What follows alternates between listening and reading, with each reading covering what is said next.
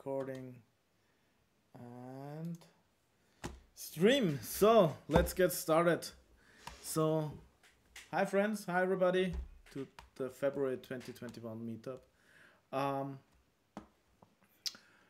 Yeah, it's presented by us, the .NET Devs AT. First, thank you all for joining all over the world. Yeah, we have also some people from Seattle. So Seattle, at least from Seattle to Vienna, we have people here. Cool that you joined. Short about us, .NET Devs AT. We are a non-profit organization in Austria that's about providing and sharing knowledge about the .NET ecosystem with all of you. We have a homepage, we have a Twitter profile. You are looking. We have a Twitch stream, what you are currently looking at. All of our meetups, the recordings go to our YouTube channel, and if I find time. And we have also a Slack group where we help each other out. Links to all of them in the chat.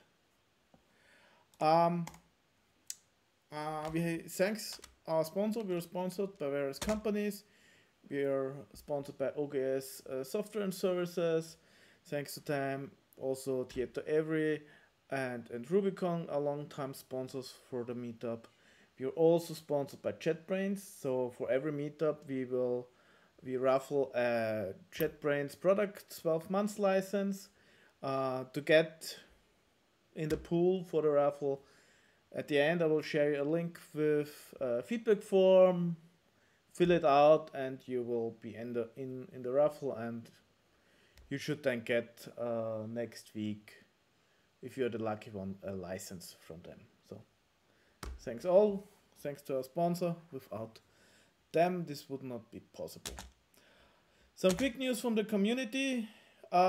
Yeah, some of you found us via the .NET Foundation. They have a virtual user group where you not also can find us, but also a lot of other virtual user groups around the globe to get some cool content from there. So yay if you found us because of it. If you wasn't there, join them and see the other great content they have around. I saw something in the next days about Windows and container stuff also. Good. Other events in Austria, Microsoft Austria is still doing this Discover Cloud transformation workshops, and there's the link. No, that's the, yeah, you can see it. I lost the link. Good. Yeah, there are still they are still running, so if you want to learn something, join there. The license question, yeah, at the end there is a feedback form. Fill it out, and if you're lucky one, you get a 12 months license from JetBrains. And I'm searching my mouse cursors. Good. And this was the intro. Let's go to the hidden gems of the .NET ecosystem.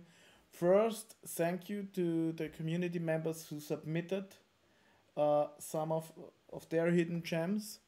There was quite some interesting ones there, and Martin and I took the ones that we know and put it all in a list. Good, let's get started. Where is my Visual Studio? So, hope you can see my Visual Studio, and it's all big enough with the fonts to be readable on stream. Good, let's get started with the first one. No, I don't want the first one. The first one is closed XML demo. Not demo, only closed XML, sorry. So, closed XML is a cool library. If you're doing line of business wise, you often, I'm pretty sure you got into the situation where somebody wants that you create an Excel file. And then you start searching, and then you find a SPOS, and you see the pricing of a SPOS, and you fall down the chair. for writing a simple Excel file or with some stuff. Closed XML to the rescue. It's a library around the Open XML standard.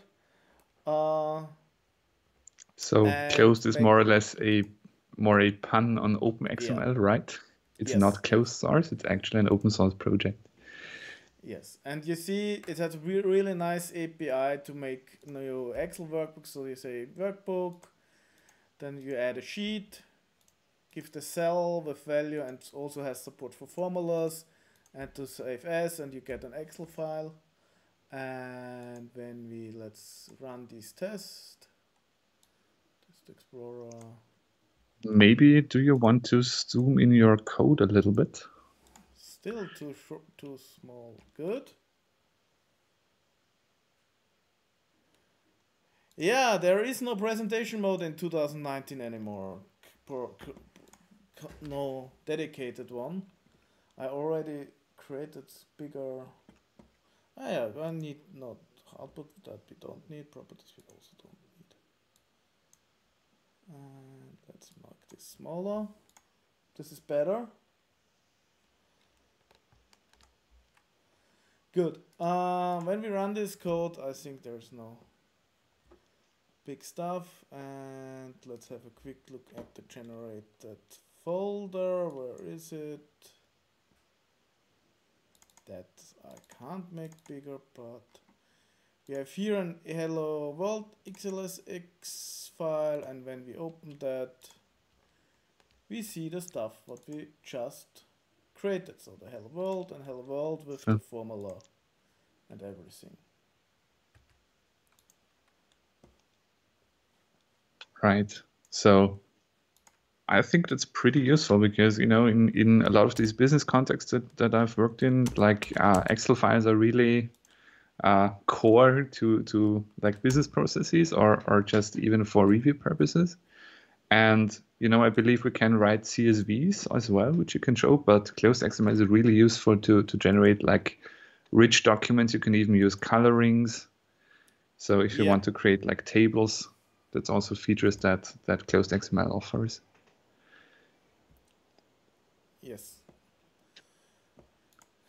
Good, and I already learned something from chat, thanks to it. So Shift Alt Enter is still some full screen mode, but reduces a lot of stuff.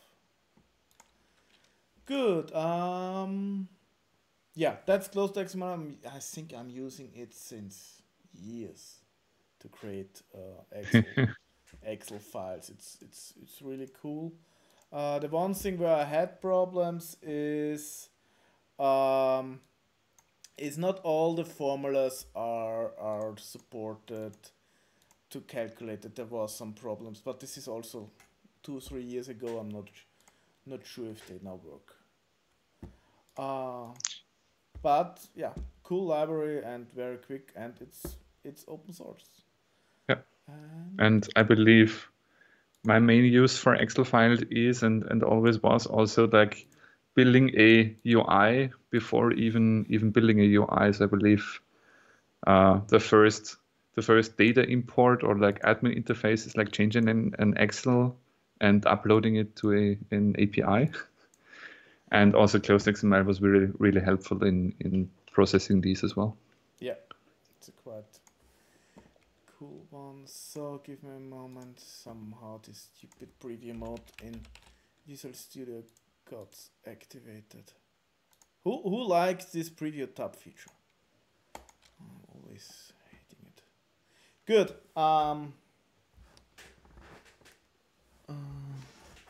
Yeah, and you can also use this to read Excel files. So not only to write, you can also parse the Excel files.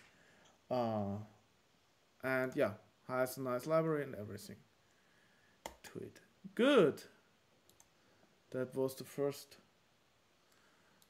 stuff. And one thing, you don't need the primary interop assembly com stuff. It's full managed. Right, so no native dependencies and no surprises running in Linux containers, right? No. Good. The next one is C# functional extensions. Here is the NuGet package. And this is a fun one. So I'm personally a big fan of F#. Sadly, not so much time to do this. And this NuGet package was provided by the community as input. I find it really cool because you can write C# in more functional style.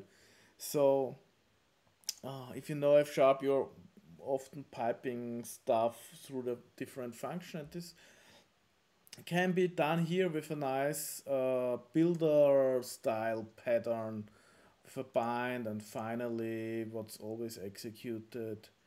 Where was the other example? No, this one.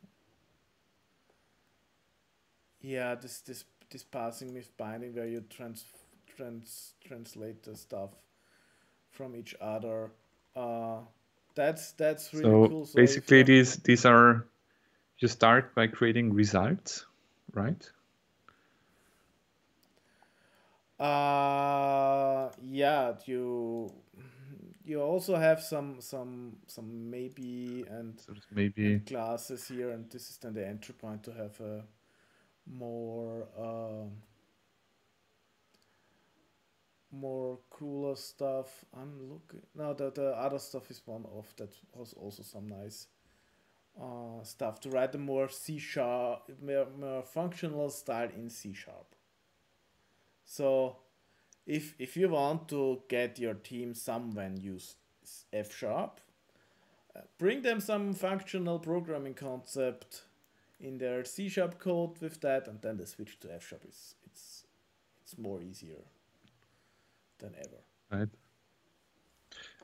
We've actually been using C# functional extensions, right? We've only been using mostly these result wrappers. So part of some code that we currently work on is using a library to basically separate commands. So we basically send some commands or events, and as a return value, we basically get results. And even for just wrapping some different result objects, so which would be discriminated unions if maybe C# one day would support them. So even for that, it was really helpful. But of course, it can do much more. Cool. And when we are at the topic of that, I will jump to not the next one. I jump to one off, because this is a library to get you not discriminated union but union types, simply one off, and that's this is more so. C# functional extension is cool. This is awesome for me personally. So what you can do is with that. But of course, all libraries are equally awesome. All libraries are equally awesome, but yeah. For me as F# lover, and this discriminated union stuff is missing for me in C#. I'm all getting as much as possible errors at compile time and not at runtime, and this helps you. So in this example, what I have here, I have a class fruit and a class vegetables.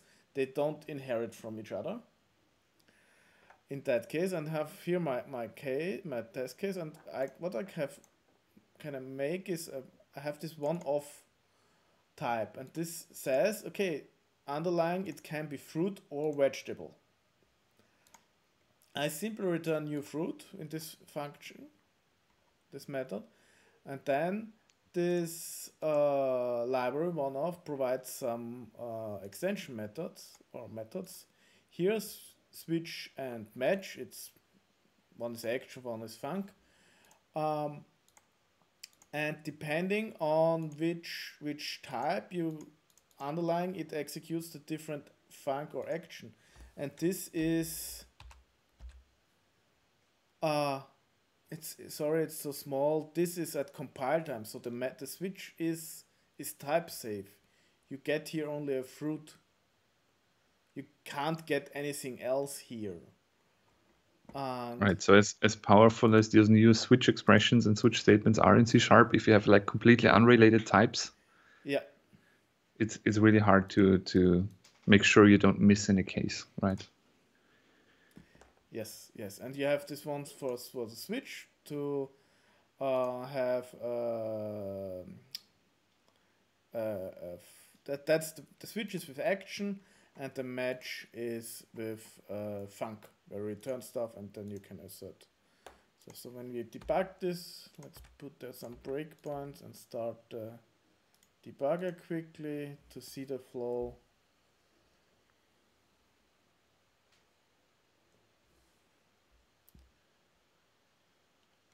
So we're calling our method, we have the food.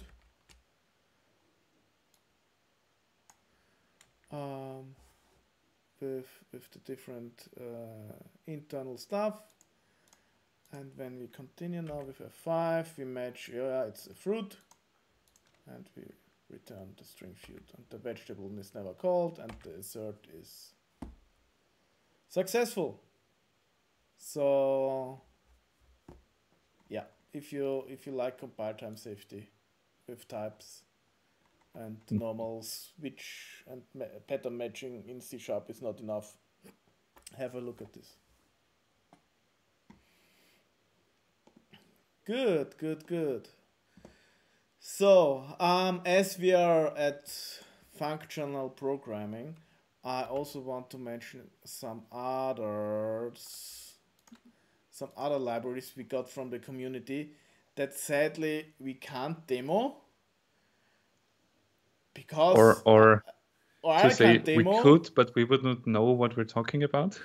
Yeah, so I could show you the example and say, yeah, it's cool, but I have no idea about this. So the first one is DiffSharp.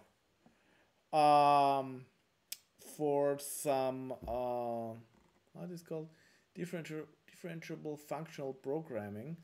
So where's the examples?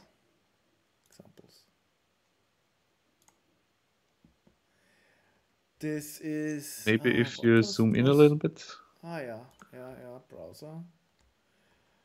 Yeah, I tried. I had to look at it, but I simply don't understand this kind of stuff. What was it? For differentiation to the .NET space, create neural networks. That's why I didn't understand it. Allows every and other use cases where you want automatic differentiation. So I think it has something with machine learning to do. So if I understand that correctly, maybe if you write some functions to get your error values, and you need to train your network, and you need an estimate in which direction to optimize, you can do that by differentiating the function. So you have a differentiable function, and you can do that more easily, if I understand it correctly. Yeah, no idea. Pretty sure it was Gregor, and perhaps he should make a talk about it. The next one, also F# is FLIPS for linear programming systems. To calculate, there was also some example. Simple example. There was some, yeah, I think it's for getting functions. So you have your fixed points and see which function goes through. So solving a linear system. Also looks cool, and I'm completely out of my comfort zone to talk about it and give a proper demo. And the last one is also a F# one. It's F# stats.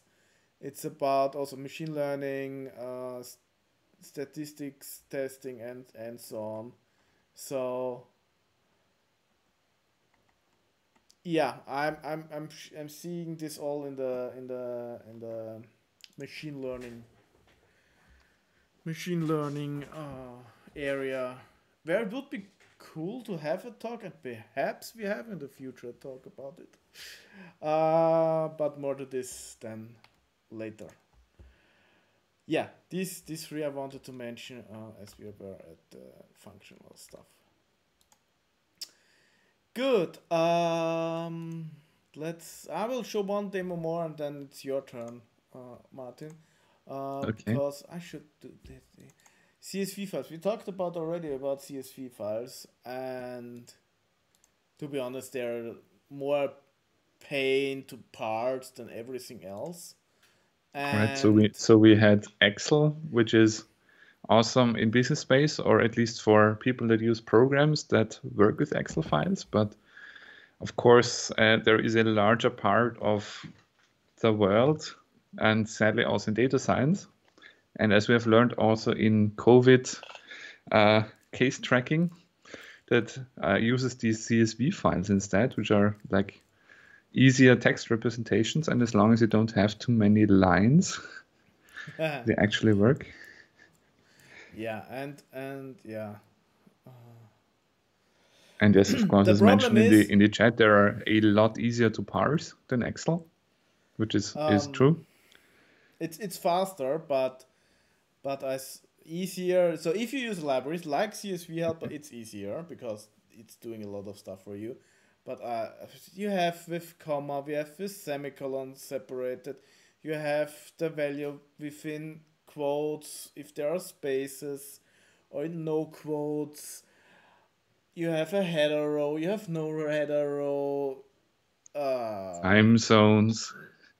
Times that's data. It's only want to pass everything as string. It's already a mess. Um, but their so CSV helper is a help. It can read and write CSV files, and you can configure it from culture. What is your new line? Delimiter. If you have record stuff, a header, record everything, and it's quite fast. So let's run this test quickly. Um, yeah, Right, and give it it a can also stream. read from streams, right? So you can do Yeah, streaming deserialization and streaming serialization, which is amazing. yeah, and it doesn't load the whole CSV file as far as I know. Especially if you have very large CSV files. I believe I've worked with some like hundreds of megabytes, which is interesting. Oh yeah, oh yeah. That's really really cool. And yeah, in that case we have this simple CSV file and which gets parsed exactly. It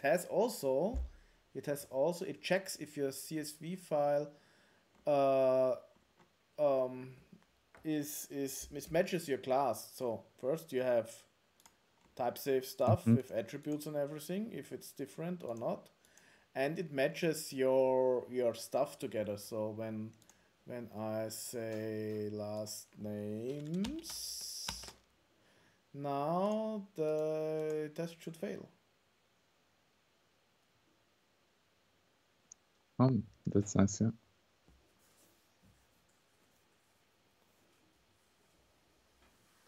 And I believe it's And also configurable if it should do that. And I yeah, believe there's that's also a way that's to register like transformations for like specific data types.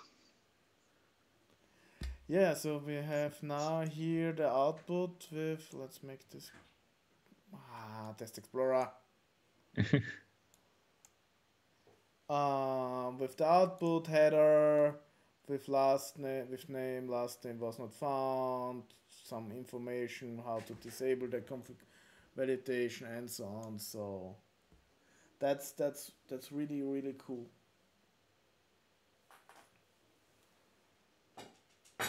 Sorry. That's nice. So it saves you from misparsing CSV files, which Yeah, in the industry is really, really a big problem. yeah, and it looks like CSV parsing is easy. Let's do it our own. Don't don't parse CSV on your own. That's a solved problem. Use a library like CSV Helper. It's much easier. Good.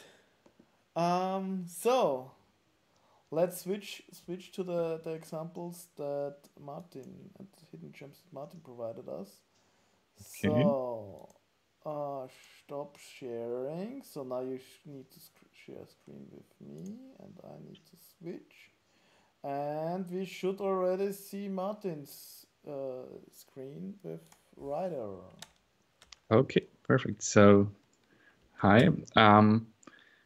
So one of the themes of a few libraries that have been submitted, and one that I also find interesting to queries against, were about the space of like command line applications. So how do we parse command line parameters? How do we set up our command line applications? And of course, there are a few interesting libraries to help with that and to make this experience better. And I believe the first thing that you immediately find when you Google like command line parsing.net is the command line parser package, which is, it has a rich history, it has a lot of features, it had some breaking changes between versions, but I've been using this library for a long time, and I'm happy with that. There are also newer alternatives that I will talk about, but let's just look at command line parser first, right? So command line parser is basically built, or one of its main features that I find really useful is you can create these objects that already represent your command line application, right? So, for example, I have these verbs that I can add to my command line invocation. So I can call the greet function. I can call the whoami function. Later on, there is also a progress function that I will go into. And basically, you can do most of the configuration via attributes here. So you can say, okay, this is a verb. This should be the help text. Then I have these name options that also has a short name with just an N and a help text. I can also say that some are required. There should be some validation, etc. So a lot of these can be configured via attributes. And then you can either create a new parser with some options or just use the defaults. You tell it, okay, these are like the types that I expect. Please parse the arguments that were passed to the application. And then I can do something with these parse results. For example, I can switch over the different objects. So a problem similar to the functional things that Andy showed us previously. But really, if you have these things, then you can have some callback functions that are basically actions that take these options, and you're good, basically. So if I do a .NET Run here. If somebody wonders, Martin is always using the latest stuff, and he's using top level statements. So Yeah. that's why you don't see a void main something in the code and no namespace and everything. Always using the latest. Yeah, right. So the compiler, functions. once you have C#9, so if you create a .NET 5 app, you will have this by default. You can just go ahead and type code into your program CS file. And only once you start adding classes, which is why they're at the bottom, you cannot mix classes and statements, but if all your statements and functions are on top, you can pretty much do that. So for examples, this is really, really useful. And now to actually show you the running application, you can see that it already prints the name of my project. It prints the version, which is nice. It also prints copyright information if we need that. And it tells me, yeah, there's an error because I didn't select any verb.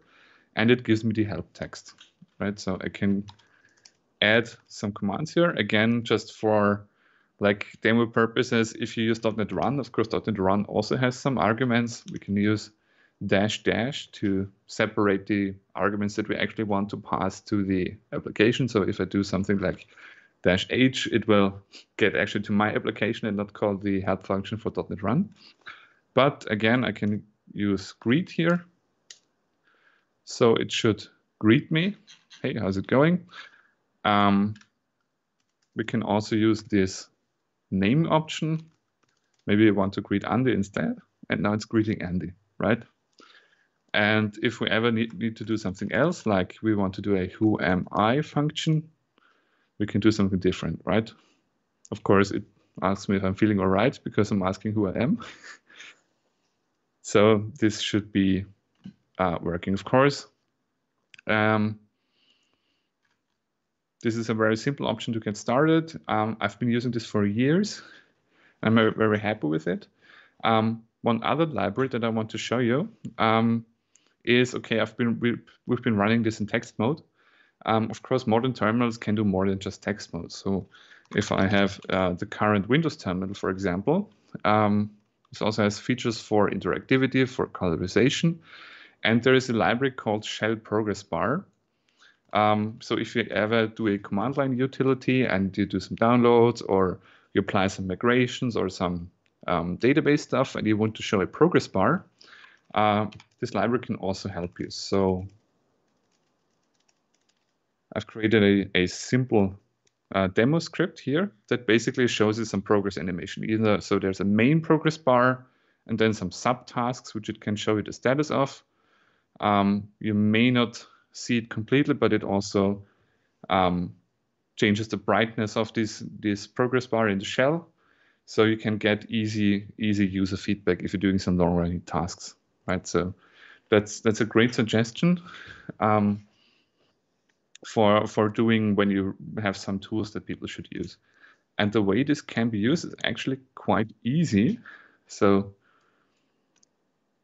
you can create a progress bar, tell it how many ticks we have, and you can pass options to it. So like which colors it should alternate between, like yellow and dark yellow, green and dark green for these children. And once you have this progress bar basically in your hands, you can tell it, okay, set the ticks, which you can basically set, okay, this is start, stop, and whenever you call tick, it will increment the value. So that's quite useful to do. Then, since .NET now has a new CLI, or introduced a new CLI with .NET Core, they also refactored their libraries for doing command line interaction a couple of times. And the latest version is actually now moved into its own project. So you can basically use the same command parsing techniques that the .NET CLI uses for your own programs. So there is now a new library. There are better versions of it. I'm not sure what the timeline is about it, but they're usable. They've been tested. But also please do report any feedback that you have. So the new version is System Command Line. It has a GitHub repository that's .NET Command Line API with lots of interesting stuff in there. And the main difference is that you don't really create these classes with the annotations to define your command, but you define your commands in code. So, for example, if I want to create a similar application than I just did with a greeting and a who am I function, I would use a root command that tells, okay, this is my root command options, and then there are some subcommands in here. And those are then just commands. So you can create a greet command and a who am I command. I can also have a description in here, and then I can have options here with a type that would be parsed into, with a number of aliases and also help text.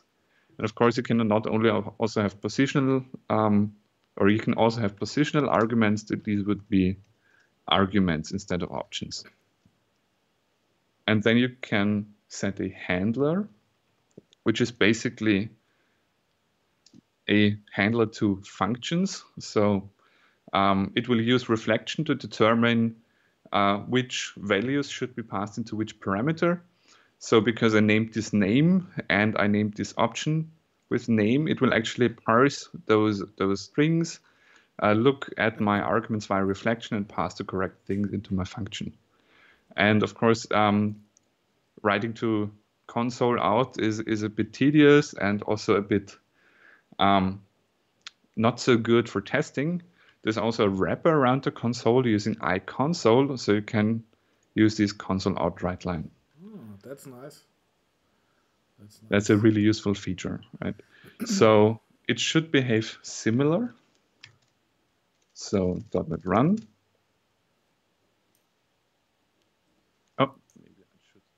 switch to the right directory. Oh yeah. So, yeah, command line parsing is one of the problems that's solved a lot of times. These are the also I think these are the two coolest solution. So I can get that already. There's also a different feature in here. So system command line has a few so-called, I would say, hidden commands, but I can also ask it to parse the things that I passed to it, and it would show me like a parse tree. And there is a different tool that actually interacts with that. So, oh, that's when I tried to launch Skype.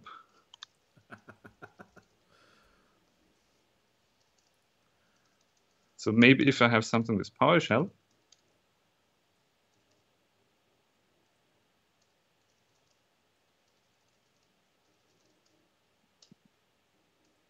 and I have my system command line demo exe, and I want to have like completion, I could write greet gr and then press tab, and it would complete. I can also switch through all the available options using shell completion. And this is possible with system command line. It's not out of the box. So the way this works is you have to use a different global tool that's called .NET Suggest. So you have to install this using .NET Tool, install globally .NET Suggest. But once you do that, and once you set up your PowerShell completion script or your Bash completion script on Linux or Mac, you can use this program to complete for any system command line application, right? So what I did previously was do a .NET Suggest register, and then using the command path to this exe file, and I registered it for completion. And now it will ask this command, hey, this is the command that was passed in here. Please give me the completion options to basically present those completion options to PowerShell. And all I had to do in my application was create these commands and tell it, please just invoke the root command with the arguments that have been passed in. So a lot of powerful features that are coming with this package. Maybe there are also some options where you don't want to write all this code. Maybe you have a simple application. And this is where another library from them comes in. This one is called Dragonfruit. So there is system command line Dragonfruit, which helps you for more simple command line applications. So the way this works is it injects some build logic, and you just have to have your main method. However, this is not basically the entry point main method, because in normal C#, like, this wouldn't be your entry point. But if you use Dragonfruit, it would try to infer the options and variable names that your system uses. So if I do a .NET run here, it would just run the application, right? There is no help text by default. But if I pass in some options like ask for help, it will show me the help. And also make sure, okay, I have a name here. Maybe if I add something more, like a count, right? It detected, oh, there is a count in here, and it will parse it to an int, right? So if you want to create simple utility applications, this is really, really helpful. Let's greet Andy again. Hi, still here. Yeah, right. so there is cool stuff in this. So you have the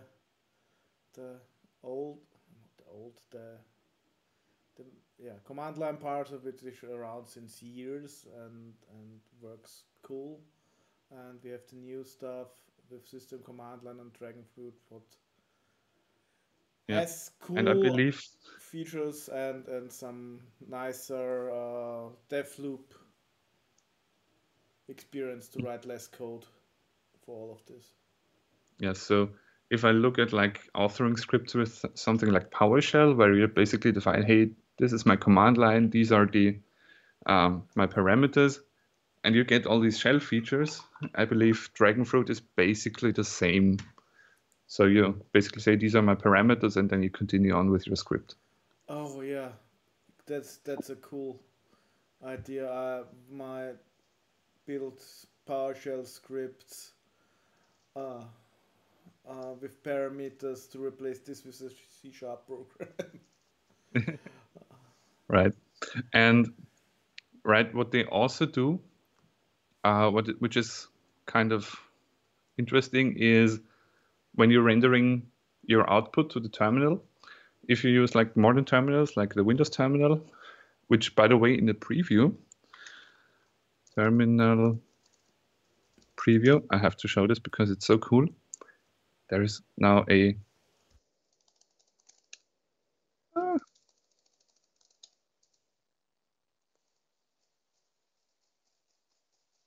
this now has a settings UI, which is coming. Maybe I didn't set it up on this machine, but look out for a settings UI so that you no longer need to edit JSON files for changing basic values of the shell, like transparency and colors and profiles. So cool things coming up with that one. But what I wanted to show you is System Command Line also has a few helpers for rendering output to the command line. So if I run this demo applications, this is basically now showing you a table. The way this works is, okay, you get something like a console renderer, and then you can use this to render different stuff. So for example, we just had the directory.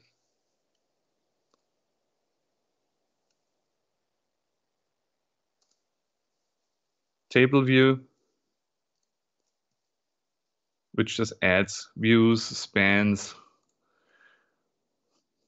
You can use any string and say dot underline. You can use any string and say dot light green, dot white, and so on. And using all of these control characters, it will generate this beautiful output, which is colorizations, and even updating the values is quite interesting. So if I have a look at the different examples that I can provide, so if I look at the clock sample,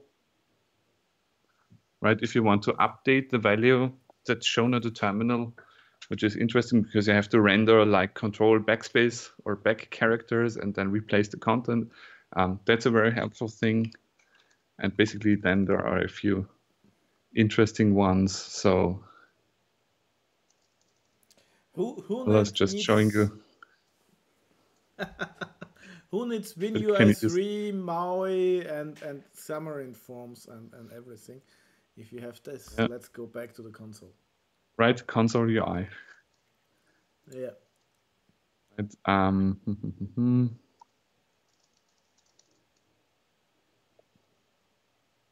right, simple tables that you can also update, so all the running applications. Or if you need more interactivity, I'm not sure if you can see this on the screen, but now I'm actually moving around a cursor. Little bit jumpy. So if you ever need cursor movement, and you can also set it, so you can set the position now using S, go somewhere else, and then try to restore it. And there's also moving it to a fixed location, and so on. So if you need more interactivity, this can help you. Right? Again, there are more samples. I suggest you go and play with them. This is basically just copied from their sample code on GitHub. Right. So then another interesting library that they're showing, and this is mixing two samples, is of course when you're building new command line APIs, it's like, okay, you need to set up all these things like maybe logging. Okay, you can use the console, but then of course maybe you want dependency injection, because you're using the same libraries that maybe your web application using. So maybe you're using some entity framework to access databases, but then you need a logging setup because your entity framework depends on Microsoft Extensions logging. Maybe you use different libraries as well. So basically, you already need all of these infrastructure services, even for command line applications. So for things like services, we already have this generic host that actually .NET and ASP.NET gives us. And there is a few helper extensions for system command line called system command line hosting, which helps you build command line applications with these infrastructure components. So if I have a program CS file and maybe have my root command, but now I'm only supporting greeting, so I only have one option for my entire application with the name. I also have a handler, but what I'm doing now, I'm not getting the string. So maybe if I want to pass objects around, which is also something that system command line supports. So in this case, I have a C# record, and I want to parse my command line arguments to a record. I can actually do that. And then I can create a command line builder. So previously we've used this command.invoke or invoke async, which already gets us set up with a lot of defaults. But if you don't want to use these defaults or want to do some more configuration, there is this command line builder API that we pass this command to, and which has these functions like use defaults, which I believe gives something like helps and errors and so on, and the actual invoke method. But we can then say, okay, please use a host. So you can pass in a host builder factory, so you can create a default builder for the generic host. And then I can do like configure services like we're used to from worker services or from ASP.NET applications, and then run our code, right? And then our handler function, in this case, gets the options and the actual host. So now iHost becomes something that I can inject into my handler function. So I can create a scope because we are a good citizen for everything that we're doing. We're creating a scope, and then get our iGreeter. So I've prepared this interface, iGreeter, right? In this case, we actually have two implementations, right? So one of them writes to the console. So we want to inject iConsole, this wrapper over the console that system command line provides. And the other one uses iLogger of T for Microsoft Extensions logging to log logger.log information. And now I just want to, so we're doing this in a fashion that I can register multiple instances of this interface, and we'll just for each over all registered interfaces. And of course, maybe I could do this in here, services, add transient, iGreeter, console greeter, and so on. But of course, I would have to do this for all implementations and update this whenever I add a new class. And maybe I want to do this in an easier way. And this is where another very, very helpful library comes in. It's called Scootor, which helps me registering my DI components. So I can use now a scan function, which gives me a scanner.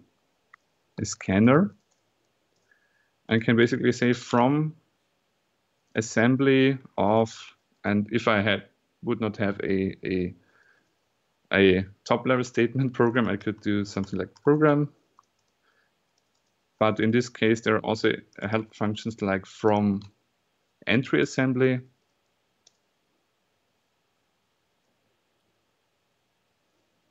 add classes, and now I'm looking for all the classes that are assignable to iGreeter. I want to register them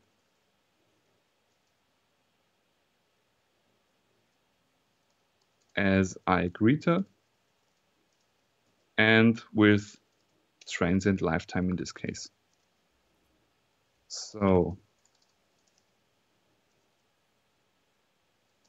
if I'm running that sample. So you're getting Fluent API to get via reflection make your registration in your container. Exactly. Cool. So whatever kind of infrastructural component I'm writing, some interfaces or maybe even some attributes that I'll come to later, this is very helpful. So in this case, this is very helpful just to prevent me from doing manual reflection, which is also kind of tedious. And you can see here is the log to the console, which looks odd in between those Microsoft Extensions logging logs. But you can see this is from the console logger and this is from the logger greeter. Yeah, console greeter, log greeter. So two interfaces. Then I've introduced. Quick question, Martin. And this is not Scruto is not limited to only command line application. It works on all collections. What was service collection? Yes. Stuff. It works on the host level, so I can use this in my ASP.NET Core application. I can use this in my work service. I will probably be able to use it in MAUI. I can basically use it as soon as I have any place where I do new service collection, cool, scan, and can get going. Cool. Service provider. Everything to set up DI in any application. Nice. Right, and of course, something that we've done in the past is maybe you want to define some attribute, register singleton to just mark all your singletons in the application. So in this case, there is a command logger that implements iCommand logger, and I can do this as well using Scrutor, just for demonstrative purposes. Services scan. In this case, let's scan from application dependencies, which is actually quite useful because this will use the so-called dependency context. It will look at all the packages and all the libraries that you've referenced. So maybe not things that you've loaded into memory, but all the projects that you reference, all the plugins that you reference. So even if you don't end up with statically referenced components, maybe if you don't use any types of these classes, this will check your depth JSON file that you've probably seen if you build a .NET Core application or .NET 5 application. You get these depth JSON file, which contains a lot of references and information. And this basically uses this information to find all the libraries that you depend upon. Right, so previously, we would have maybe done something like app domain dot parent domain get assemblies and hope that you've referenced types before so that the assembly is already loaded and referenced. This makes it a bit easier and more fail-proof, I'd say. And as already with attribute, just a singleton attribute as implemented interfaces. So whatever this implements, it will be registered at with singleton lifetime.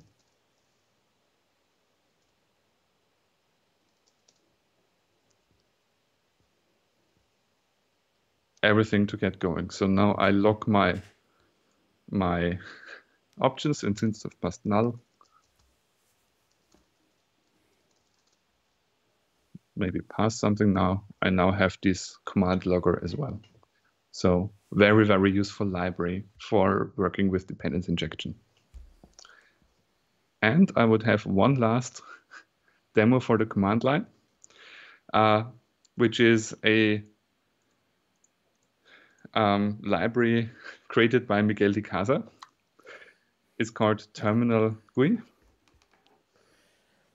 or better known as GUI CS, but naming something like a file name is interesting. So you can find this on GitHub at Miguel de Casa GUI CS.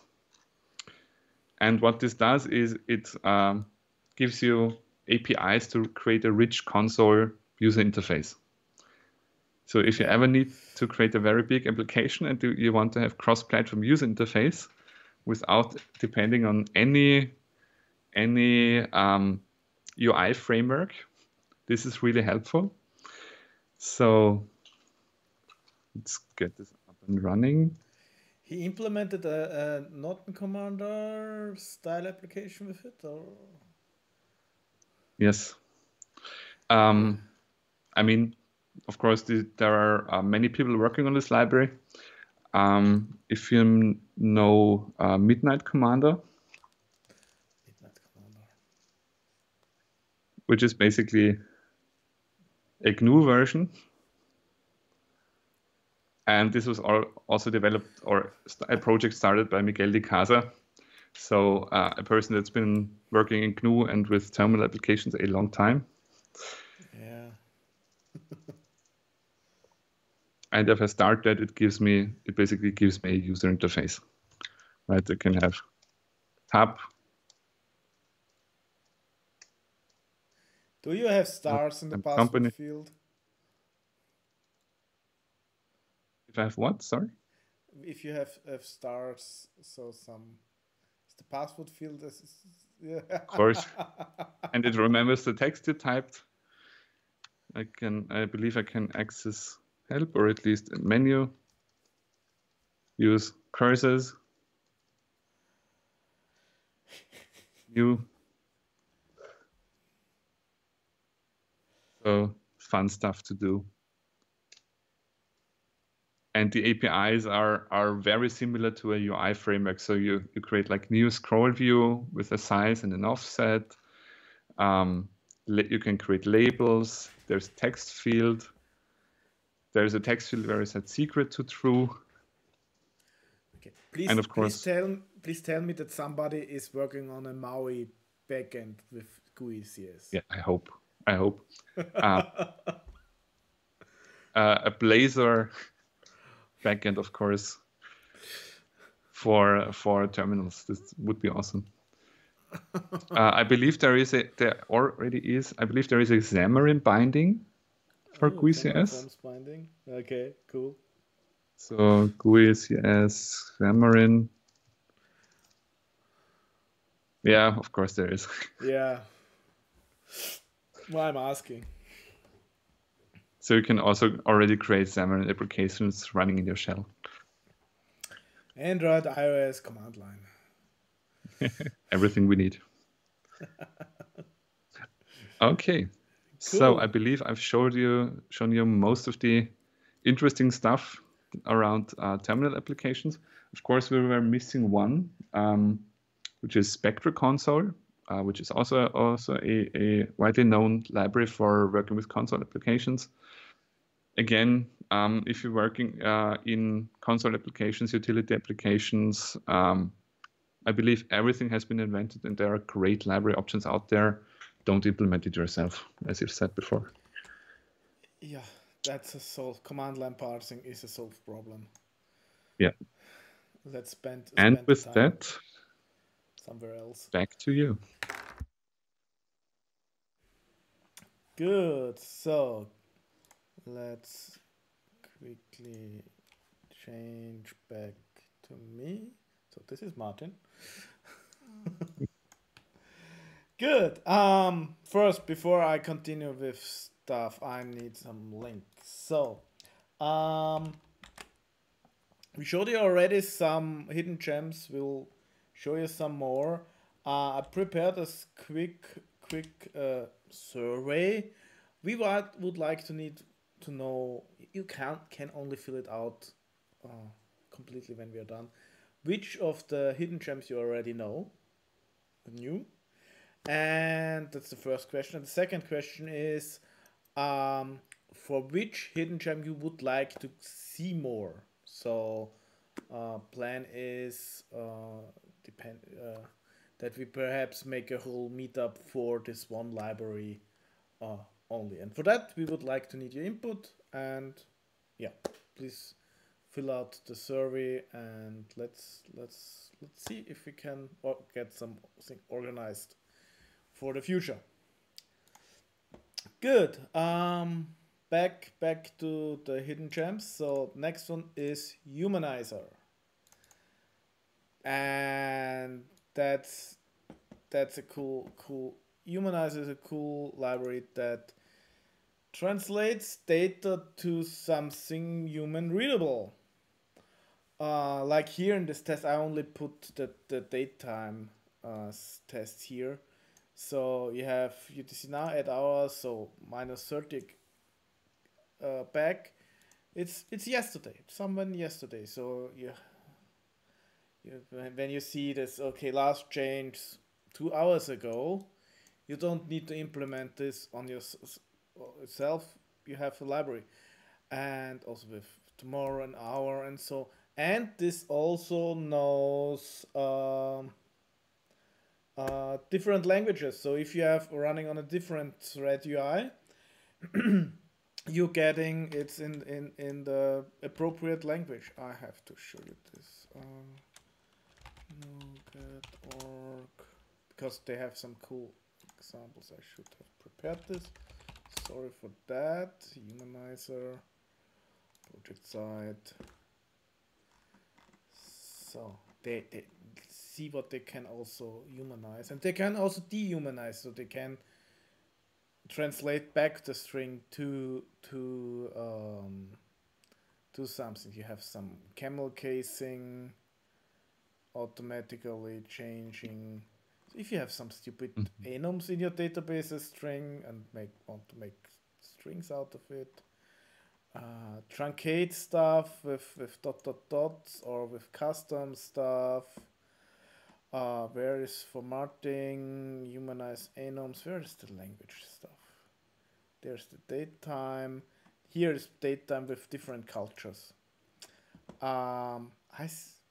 This is Russian. I don't want to implement this on my own. Some precision stuff on time span. So if you need something to do this, Humanizer is really cool and supports. Yes, you're not half there through the examples what they can do. So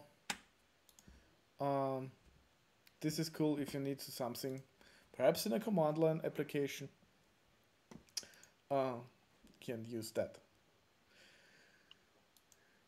Good. So that's also really useful in anything you have UI, right? Be it Xamarin applications on Android or on the command line using GUI.cs. Yeah. Good. The next one was also provided by the community. Impromptu interface. That's a really interesting one. What you can do with this library is you have here an anonymous type with some properties, and with this act like extension method, you can give there an interface, which is defined here, and you can then access it like the interface. So this is not var. Let's make the type here. This is my interface type, and you can access the stuff here.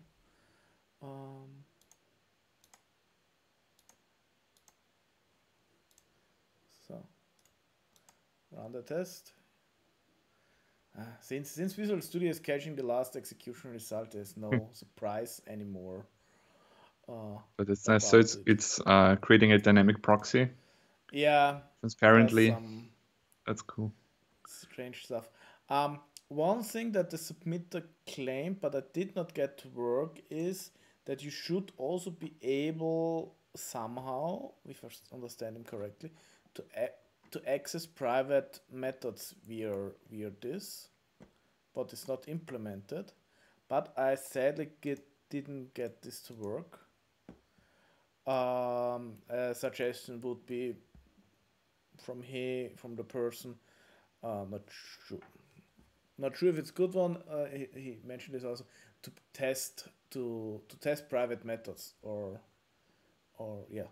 test private stuff in private methods, to write unit tests for that, to make it with the interface public only for that class, but sadly I didn't get it to work. Um, no idea if this worked. Perhaps the library is a little bit older, but it's interesting. Yeah, so I can remember setting up my mock interfaces and basically saying, okay, if there is a call to this method or to this property, return this and so on. So this is probably a lot easier in most of these cases. So Yeah. it's probably something I'll be using because I didn't know about it before. Good. So the next one is something completely different to everything what we had. I assume most of you know Selenium to automate your browser. And what is rather new, perhaps not a hidden gem, but you got to it only in the last weeks, is Playwright. And Playwright is a new web tool, Playwright Dev, for browser automation. And it's about last summer Microsoft released it, and it has cool it makes your life more easier than using Selenium. So you have stuff like So is this coupled with like Chromium, or does it require a specific browser? you have support for different browsers. Here's Chromium. I'm using Chrome, but you can also use Edge, the new Edge, and Firefox. So Playwright, you have Chromium, Firefox, That's interesting. WebKit. And you don't need to specify any version, or so No. It's doing automatically. So no stuff finding the right NuGet packages with the right exactly. So version that they work together. You I can. remember Selenium driver and writing things with Selenium driver, which was very tedious to set up and maintain because your browser would update by itself, and then your NuGet package would no longer work because you have to have matching driver versions and browser versions. So I believe even just that is then a killer feature for me. Yeah, that's working. What is else? It waits automatically, so it has some logic behind this, some to wait for stuff that they're existing automatically. You can do multiple windows and also multiple browsers, so it's no problem to start a Chrome and an Edge on the same stuff and do some testing where you need to communicate with different sessions there. So really strange stuff or heavy stuff. It's default headless, so I have to explicitly disable headless that I can show you something. And it's really nice and it's fast. So I did 2 weeks ago some work with SpecFlow. We are migrated from Selenium to Playwright, and it's about a third faster in the example we had than Selenium. That's a lot of time. Yeah, and money. It's a small example, but still there. So if you need to automate a browser, try Playwright. It's the new kid in the block.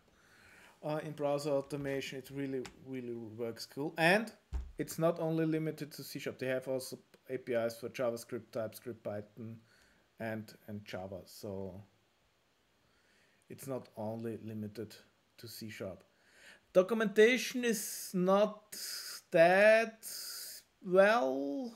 Some stuff. It's all first. The documentation is all JavaScript, TypeScript APIs. So there's some.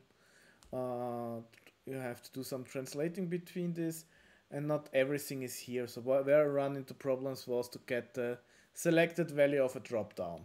There is no API there, so you have to do some selector magic and so. there, but they are quite active on Stack Overflow. So I got, I think 3 or 4 hours later, I got an answer on Stack Overflow for it. So really, really, really cool stuff if you have to do this.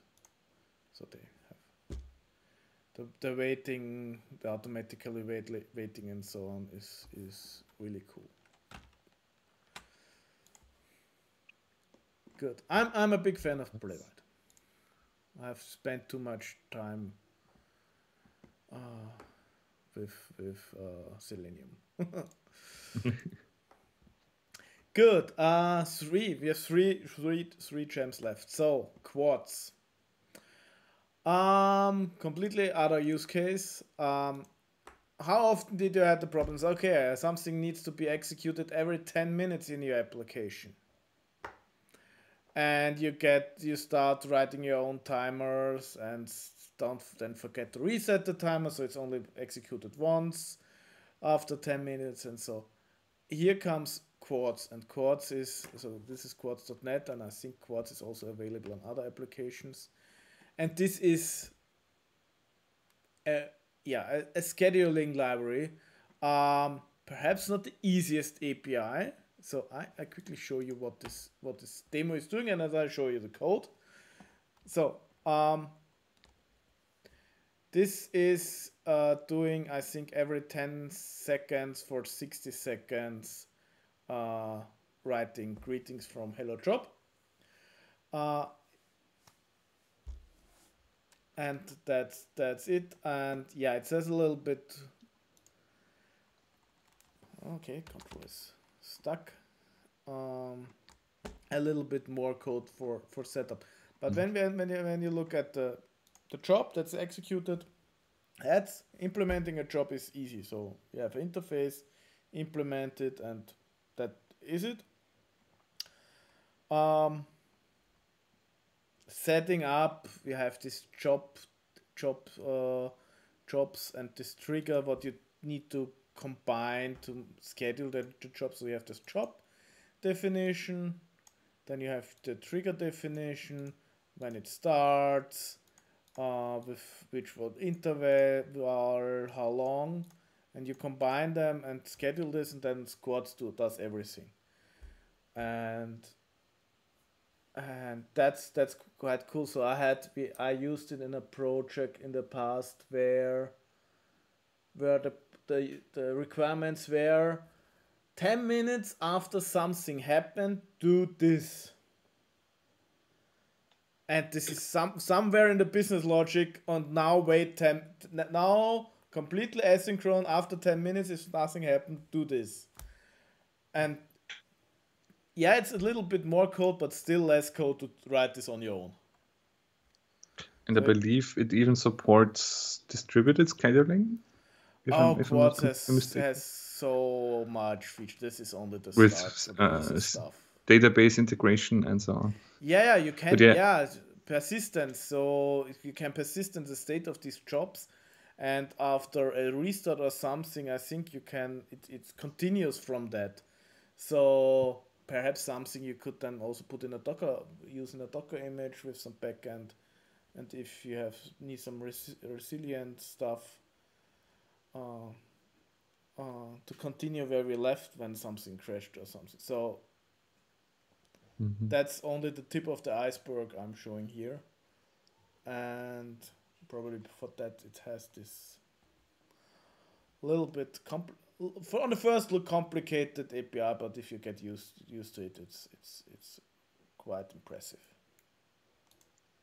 I believe I've used it in multiple projects before, usually for just configuring things like synchronizations or cleanup jobs and making it configurable via these Unix cron type strings.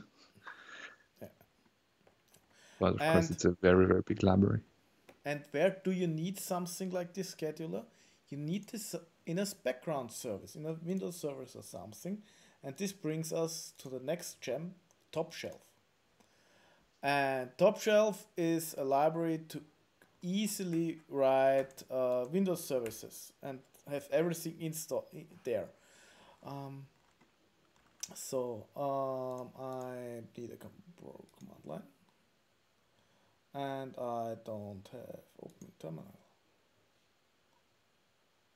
Oh, that's new. And this is too.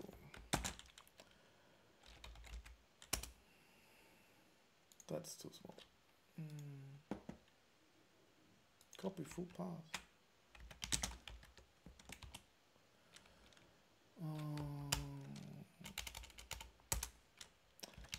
Bin debug netcore top shelf. Maybe if you could zoom into the terminal. Yeah. Just typing. So this is a normal command line application, .NET Core App 3.1, exe on the top shelf.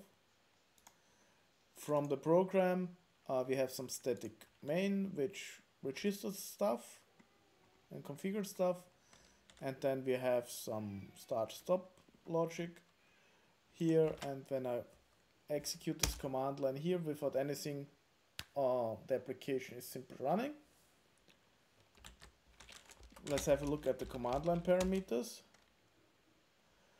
And there are a lot. And what Top Shelf brings, it's really simplifies for creation of Windows services. So you normally a Windows service, you have it, and then to install it on a machine is a pain to register it correctly.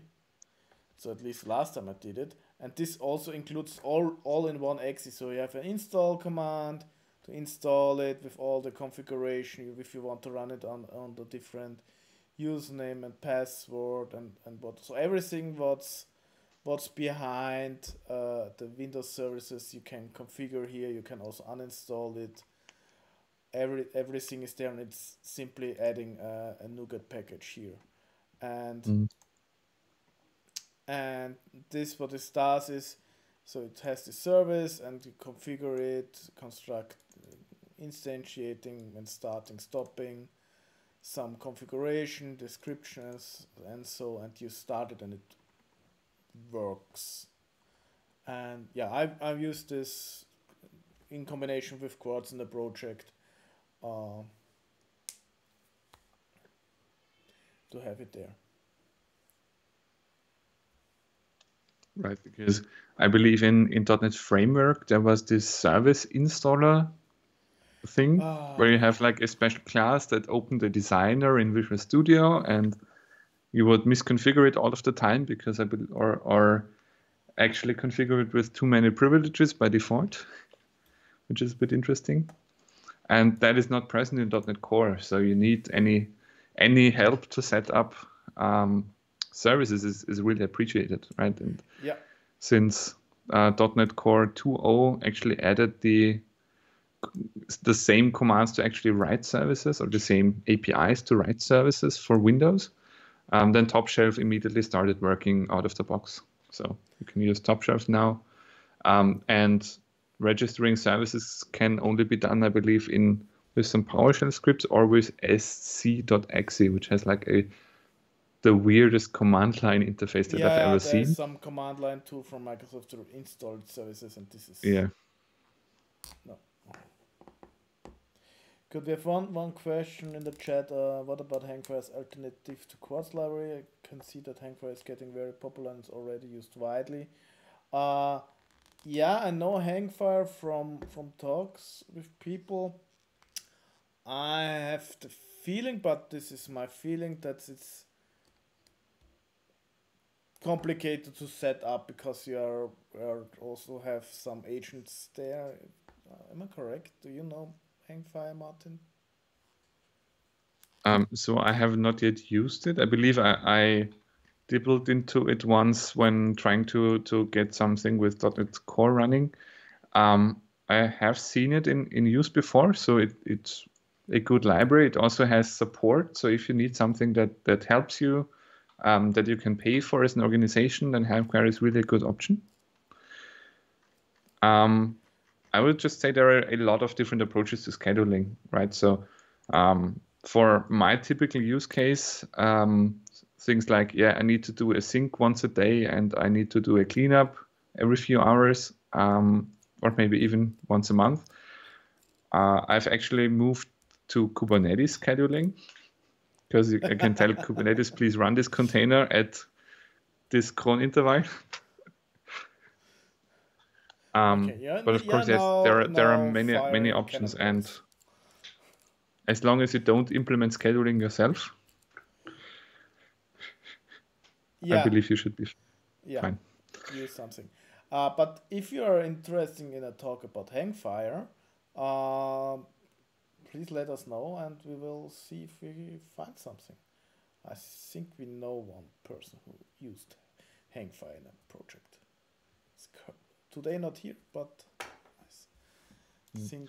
I've also seen a question on Linux. I believe maybe the question was about Top Shelf. So for Linux services, actually Windows services are the complicated ones in this case, because in order to run as a service on Windows, you actually have to interact with some C APIs with the service host and so on. In Linux, you basically create a console application and it runs, right? If you want to have some easier setup with like systemd integration and so on, and reacting to the right commands, there is also a library that can help there.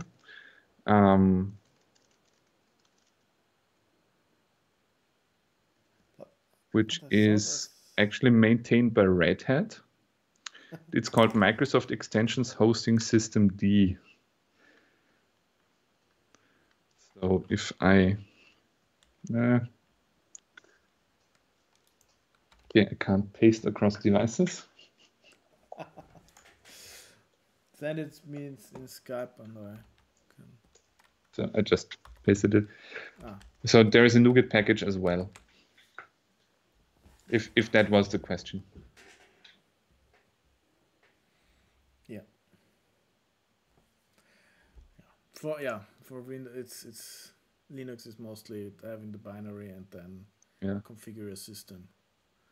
Yeah, but I've had some pain with .NET and Windows services, so I basically wrote this API icores myself once for .NET Core 1 because we desperately wanted to run something modern than .NET 4.5 on a very old system without interacting with something, and just putting a self-contained .NET Core service onto a customer server and just say, yeah, just run as Windows service and just open a port for JSON APIs.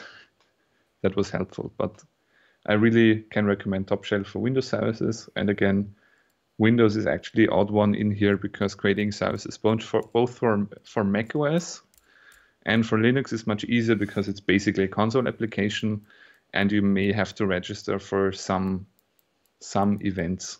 For example, in macOS, you just have to create a launchd manifest, a plist file, and it works in launchd.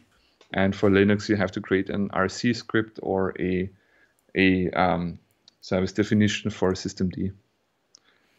Both easier to set up than a Windows service. Yeah, everything is easier than that. Yeah, maybe not as easy to package and ship and distribute, but yeah. Good. To our last hidden gem. The library is called UTF-8JSON. And yeah, it's a JSON library. I quite like it. Well, it's a very fast one. Yeah, I know there is JSON.NET and now system text JSON there. But this is a library you can use, and I'm using it when I can't use the other tools because of assembly loading reasons and stuff. Mm-hmm. So if you have, I'm in a special use case with Spectral. If you can't use JSON.NET because all the environment around you already is using JSON.NET and you get only assembly loading problems, or system text JSON isn't available, that's a cool one. API is very similar to JSON.NET, so you have serialize the object. You have deserialize to type, and you can check this. So again, it's so boring that the test result is there. Yeah, it's the same one. Why can't I run it?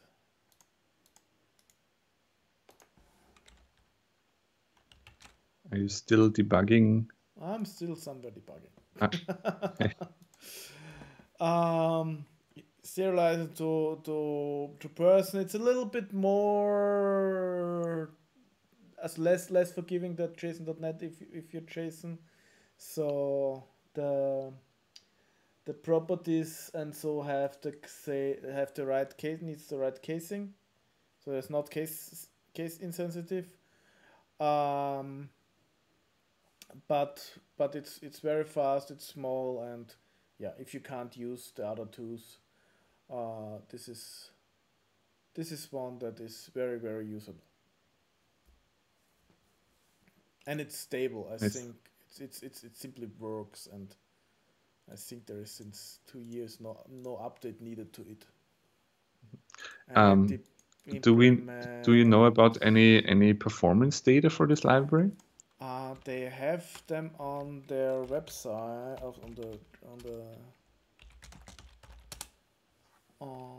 I'm not using Bing absichtlich. Intentionally, I only configured this browser instance. Yeah, I was already wondering why your Playwright script was trying to find something with Bing, but that's the example that I copied. So there are some numbers. So from their tests for the same stuff, and you have here JSON.NET, and here's UTF-8 JSON. So it's a little bit slower than Protobuf, but Protobuf is something completely different. But I guess, or NetJSON is already system text JSON, right? No, NetJSON is something else. Oh, there's more JSON library. Oh, okay. Yeah. So if you need something else, that library is quite useful, and it's yeah, .NET Standard 2, .NET Framework 4.5. So if you need something fast, that's a cool library. And yeah, it's stable since ever.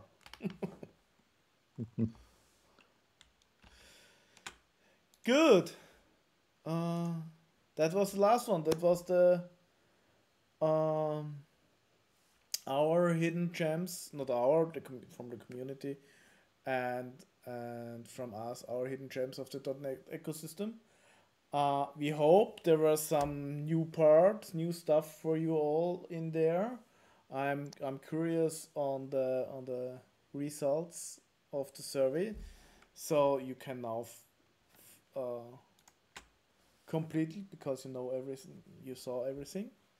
And with that, yeah, thanks for the input from the community, from the people who submitted there.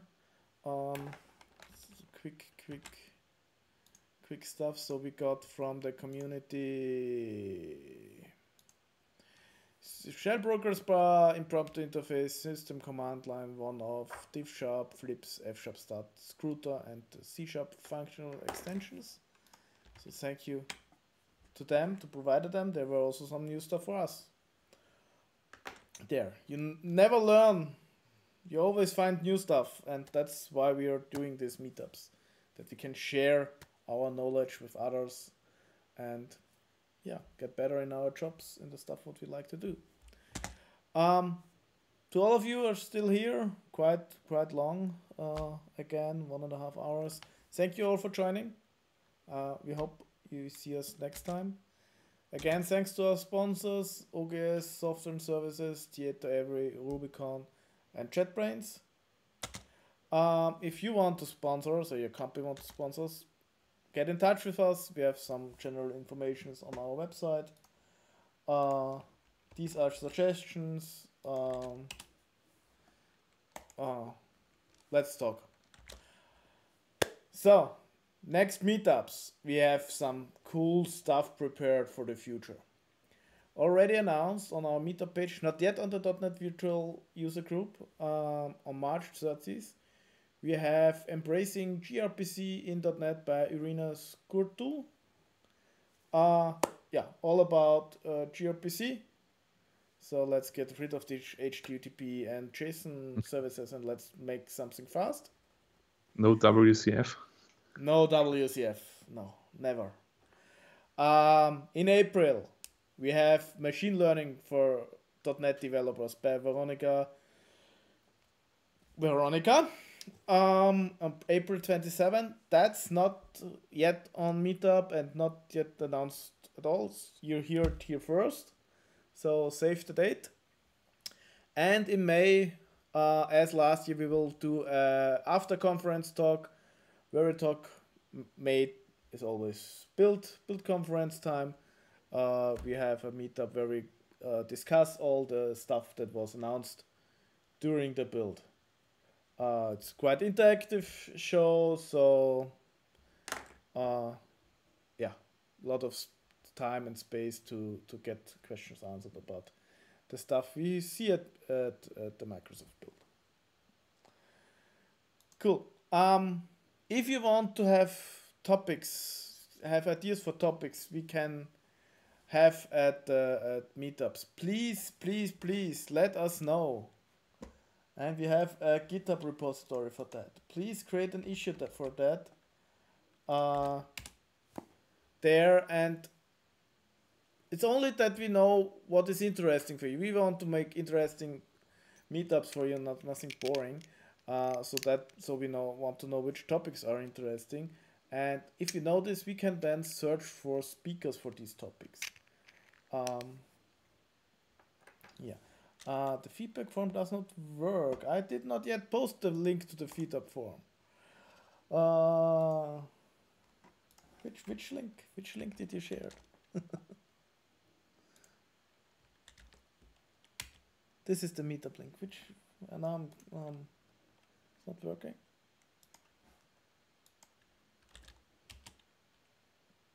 This one is working.